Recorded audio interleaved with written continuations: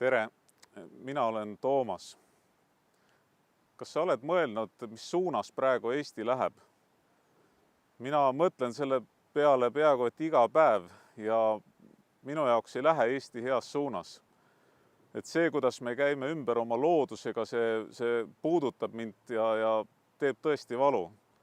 Ja ma olen 25 aastat aidanud Eesti loodust hoida ja mul on see teadmine praegu, et kui me seda poliitilisel tasandil ei tee, siis järgmised 4 aastat kindlasti me lähme selles praeguses ja halvas suunas edasi.